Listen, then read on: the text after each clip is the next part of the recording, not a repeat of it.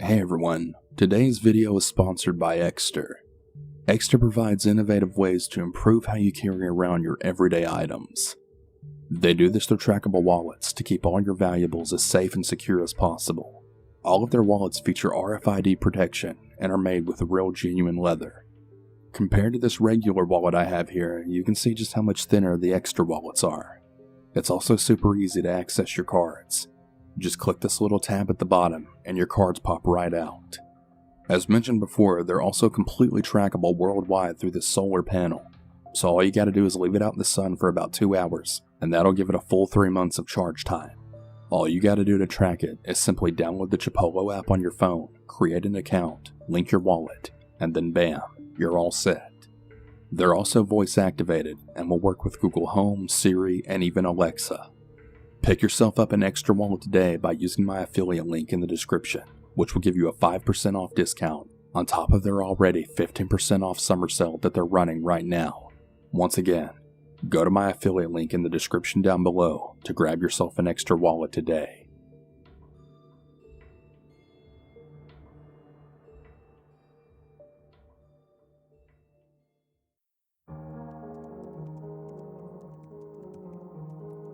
This happened during my freshman year of high school. Winter had just ended, so the air at night felt really cool, but not too cold. My old best friend, who we'll call Veronica, had texted me asking what I was up to, and she said she was hungry, to which I replied, me too. In order to better understand the story, I should explain the layout and distances from each location. I was at my cousin's house, which was about 8 blocks away from Veronica's, and McDonald's was probably about a half a mile away from both of our homes. Across the street from our McDonald's was a Target and various other fast food chains, and maybe about a mile and a half away was a Burger King. I don't exactly remember whose genius idea it was to sneak out at 11 o'clock at night in order to satisfy our hunger, but nonetheless we did. Although I had never done it before, sneaking out was relatively easy for me. As for Veronica, well, let's just say she wasn't new to it. Because it was late, I was in my PJs, which consisted of shorts and an oversized football jersey. In retrospect, probably not the best clothing idea for 11 p.m. while sneaking out in a not-so-safe city, but I digress. We met up halfway and made our way to McDonald's, catching up about whatever boy problems an idiotic math teacher we had at the time. The streets weren't desolate, but not necessarily bustling with cars either. I remember being worried that my mom would see me walking around at 11 p.m. if she drove by. We decided to cut through Target's huge parking lot to save some distance and time. Now, the McDonald's and Target were a bit uphill, but only if you walked from west to east. We came from south to north, so it wasn't really a problem for us. Not that it would have been either way, but it's better to explain. As we were crossing the street from Target to McDonald's, we saw a guy, probably about 5'5", so he was pretty short. He was wearing a blue hoodie and I believe some shorts. Veronica was maybe about 5'2" at the time, where I was about 5'3" to 5'4". Because all this happened years ago, some of the details are a little fuzzy. I didn't really think too much of the guy because Veronica and I were laughing away and talking about anything and everything, but I did take a mental note of him. So, being the geniuses that we were, neither of us actually checked to see if the McDonald's would be open. Well, to be correct, it was open, but just the drive-thru. Yeah, we failed to do one simple yet very important necessity. No problem for us geniuses though. Why, you may ask? Because Burger King wasn't that far away and we really needed to satisfy our hunger, so why not? We started making our way west, going downhill. I was ranting away while Veronica kept glancing over her shoulder. She has this habit of doing this every time we walk anywhere, no matter the time of day. She then linked her arm around mine and then softly said to me, "That guy is following us." I glanced behind, not making it obvious, but just to see if she was messing with me. Yeah, we kind of had a messed up sense of humor, so it wouldn't have been that much of a stretch. Unfortunately, she was telling the truth. She started to walk faster now, to which I tightened my grip around her arm and told her not to walk so fast, or he would know we were on to him. As I mentioned previously, Our city wasn't really one of the safest, so I grew up being taught to always be aware of my surroundings. I wasn't as street smart as my siblings, as I was more book smart than anything, but I wasn't a blithering idiot either. I then told Veronica that we should just go across the street and enter Target. As we crossed the street, I glanced behind us and I noticed that he was crossing too. At this point, Veronica was getting extremely worried. And me, you might ask? I was laughing. For some reason, I found this to be funny because what are the odds that the first time I ever sneak out, I'd end up being followed from a McDonald's? Suffice to say though, I ended up sneaking out again after that. What can I say? I wanted to get the whole high school experience. As we made our way through the large Target parking lot, I FaceTimed my cousin to share what was currently happening, as she knew I snuck out. While I was laughing and explaining, Veronica was pretty much in full-on panic mode. Eventually, I hung up abruptly as Veronica and I decided to run through the rest of the parking lot and right into Target's doors. The guy, still following us. As we made it inside the Target, we decided to walk around just in case he followed us inside, but luckily he didn't. We made our way back to the glass windows where the entrance was located at, and then we sat down to really grasp the whole situation.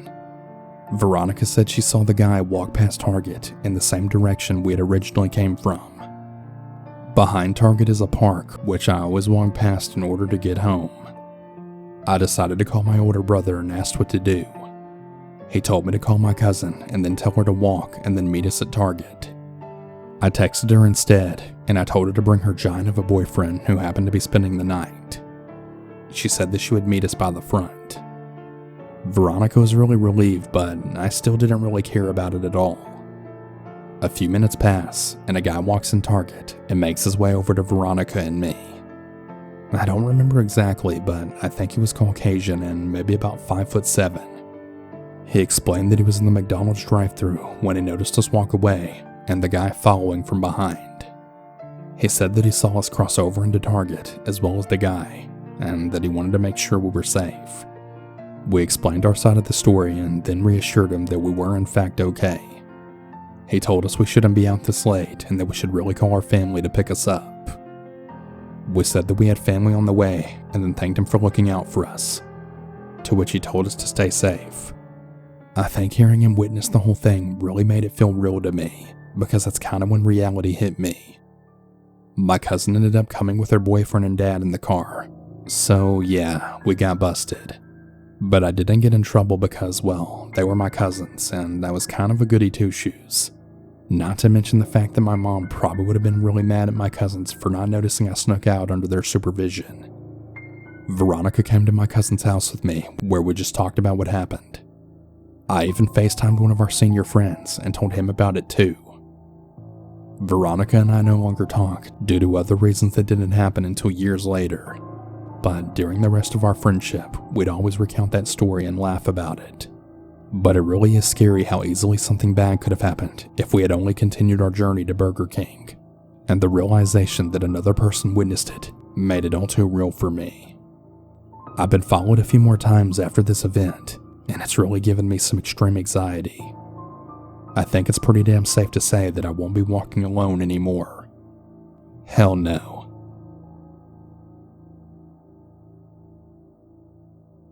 It was the year of 2018, and it was my first job. I had started a job at Wendy's. It wasn't the best pay, but I guess it was enough, considering I was only 16. I went in on a Monday and started my shift. Now, I live in an area where a lot of people eat fast food, so I would constantly see new faces every day. But there was always one person that came in every single day. An older gentleman that always looked homeless, but he always brought cash, so I never really looked too far into it. On that particular day though, he came into the Wendy's and then started a brawl with one of my coworkers. I really don't know why exactly, but all I know is that my coworker was smoking outside and then ran inside saying that someone was attacking him outside and to call the police. So we did just that, and suddenly no less than a minute before I started to call 911, the old-looking homeless guy ran inside with a gun. He threatened to kill us all if we didn't give him the money from the register. I was in the back still on the phone with the police, but I could still see my coworker's face when the gun was faced at him. It was honestly the most terrified look that I've ever seen on another human being. I just dug down and I told the operator where we were at while crying. My coworker gave him the money and he ran out. As you can imagine, by the time the police got there, he was already long gone. I gave him the description of the man and what I knew. They caught him 2 weeks later. I don't think I'll ever forget this story, and I still occasionally think what would have happened to my coworker if he wouldn't have gotten away from that man. Just thinking about it really gives me the chills.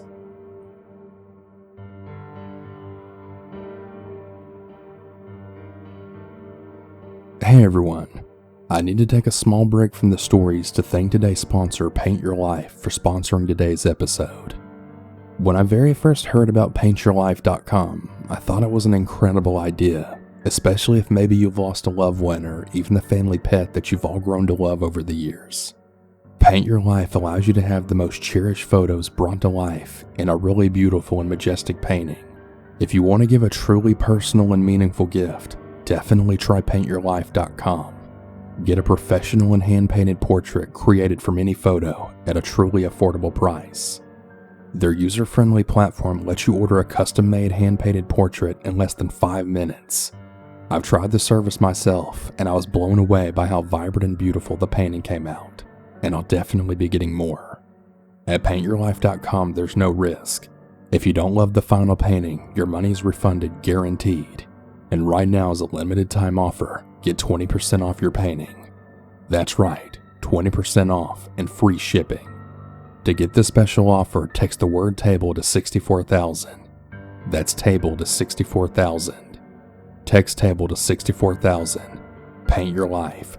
Celebrate the moments that matter most. Terms apply. Available at paintyourlife.com/terms. Again, text table to 64,000.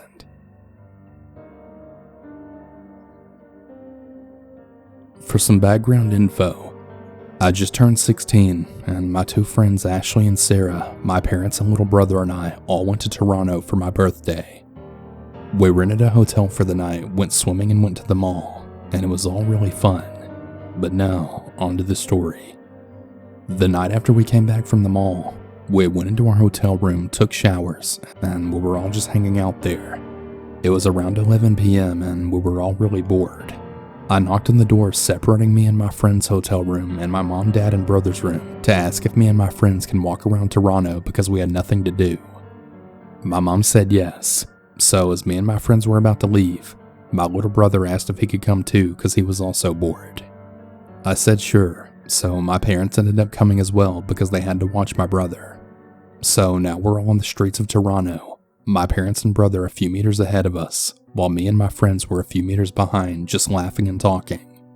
I had started to get hungry, so I had told my parents we wanted to get food. We continue walking until we find some 2-story building with a whole bunch of restaurants and fast food places in it. It was pretty big, and in the center there was a big escalator to get to the 2nd floor. There wasn't a lot of people in there, but the few people that were on the 1st floor looked pretty sketchy. We don't see any fast food places on the 1st floor, so we go up the escalator to the 2nd floor to see what's up there. My parents go to McDonald's and they sit at a table pretty far away from us. My friend Sarah wasn't really hungry, so she went and picked out a table for us, while me and Ashley went to the ice cream place to get something there. As we were waiting, we had seen this group of 3 guys sitting at a table that was pretty close to the ice cream place. I noticed them looking at us and whispering to each other before 2 of them came up behind us to wait in line for ice cream as well. I thought it was kind of weird, but I didn't really think much of it. That is, until one of them started talking to Ashley. One of the guys randomly tapped her on the shoulder, then said, "Hey, I've never been to this place before. What kind of ice cream flavor do you suggest me to get?" Now, I was a bit weirded out by this because, well, the guy looked creepy as fuck. He was a very tall Jamaican man who looked to be in his late 20s or early 30s, in very bummy clothes, and randomly talking to my friend who was 15 at the time. He was also screwing a lid on to some weird-ass small bottle as my friend was talking to him. My friend Ashley is very friendly, so she didn't really think much of it and she was just being nice to him and talking to him. And then the other guy that was with him came up to me. I had already got really weird vibes from his friend, so I didn't want to talk to him.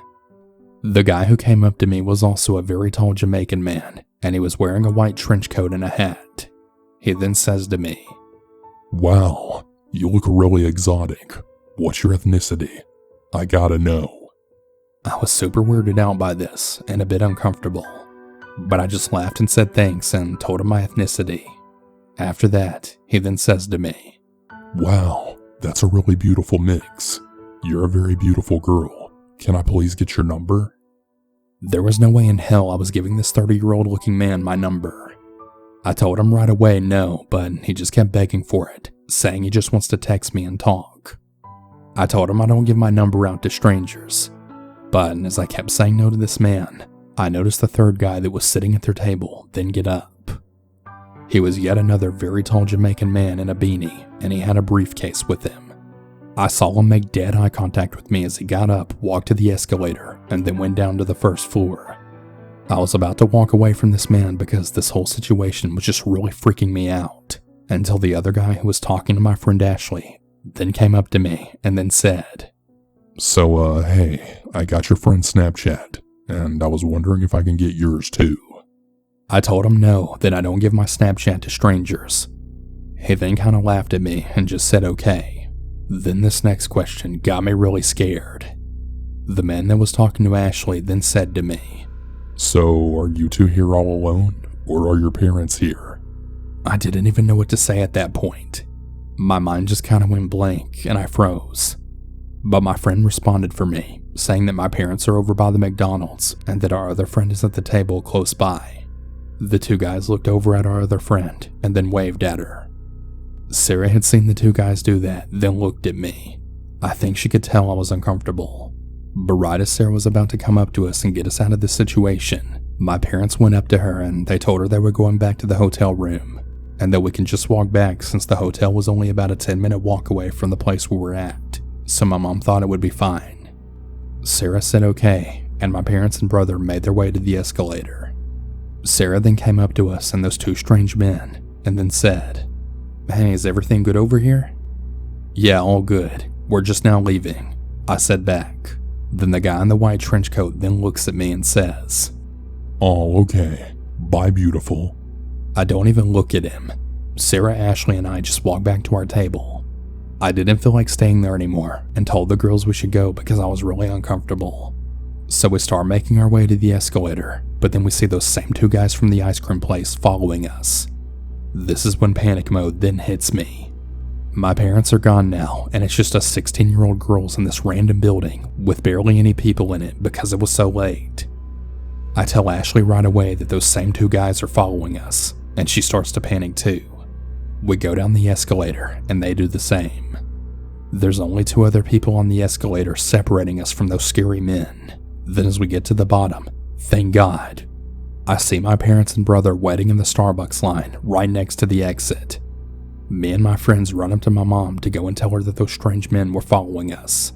But right as I look over after telling my mom what happened, I guess the men noticed my parents were still here, so as soon as they got off the escalator, they went right back to the other one to go back up the second floor again. My mom told me that they were leaving to go back to the second floor, so we should just go back to the hotel room. My parents and brother left the building first, then me and my friends left after them. When we got out, my parents were about a meter or two ahead of us, and I noticed the same guy with the briefcase that I thought left the building earlier, standing right next to the exit door, just staring at us. This really scared the shit out of me because I thought he left a long time ago. He literally just stared at us the entire time as we walked past him. I assumed he didn't do anything because he realized my parents were there. But as we got further away from him, I looked back just to make sure he wasn't following us, and I noticed that he went up to some creepy all-black car with really tinted windows, then knocked on the window.